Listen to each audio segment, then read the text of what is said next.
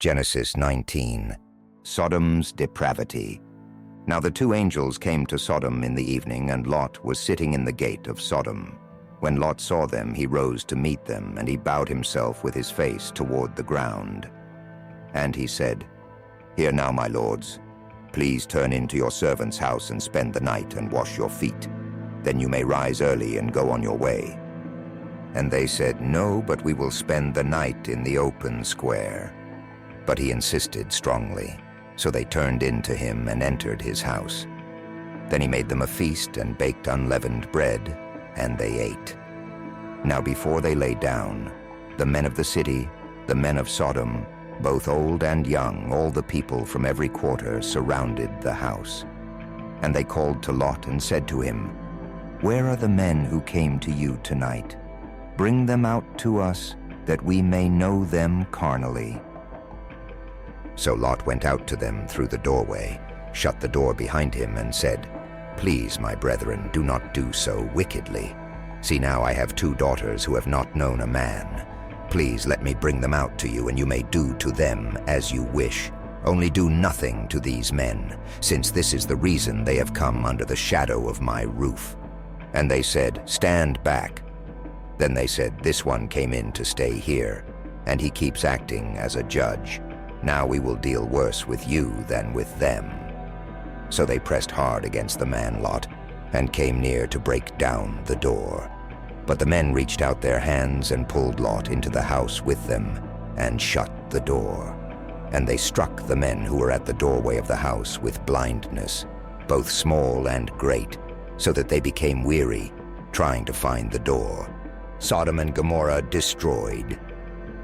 Then the men said to Lot, "Have you anyone else here? Son-in-law, your sons, your daughters, and whomever you have in the city, take them out of this place. For we will destroy this place, because the outcry against them has grown great before the face of the Lord, and the Lord has sent us to destroy it." So Lot went out and spoke to his sons-in-law who had married his daughters, and said, "Get up, get out of this place, for the Lord will destroy this city." But to his sons-in-law he seemed to be joking. When the morning dawned, the angels urged Lot to hurry, saying, "Arise, take your wife and your 2 daughters who are here, lest you be consumed in the punishment of the city."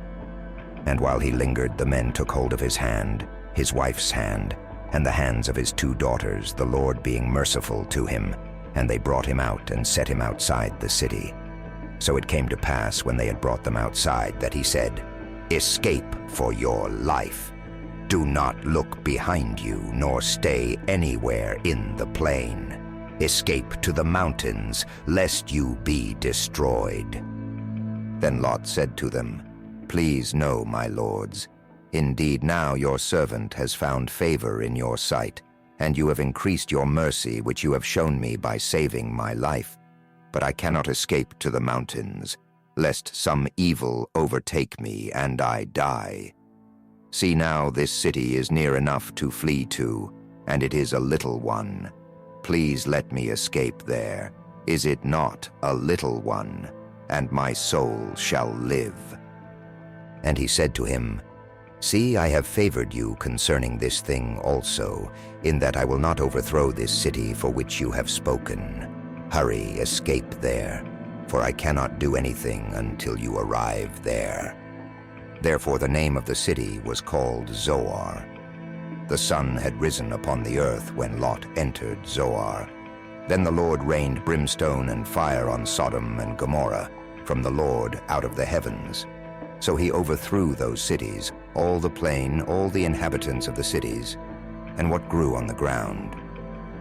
But his wife looked back behind him, and she became a pillar of salt. And Abraham went early in the morning to the place where he had stood before the Lord.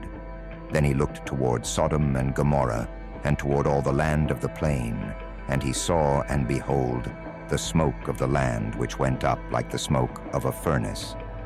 And it came to pass, when God destroyed the cities of the plain, that God remembered Abraham, and sent Lot out of the midst of the overthrow, when he overthrew the cities in which Lot had dwelt. The descendants of Lot.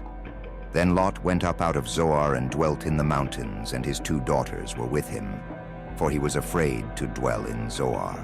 And he and his 2 daughters dwelt in a cave.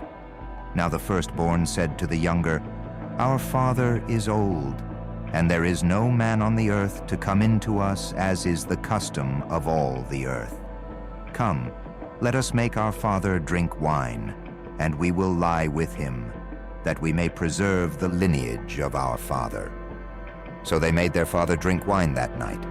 And the firstborn went in and lay with her father, and he did not know when she lay down or when she arose. It happened on the next day that the firstborn said to the younger, "Indeed, I lay with my father last night.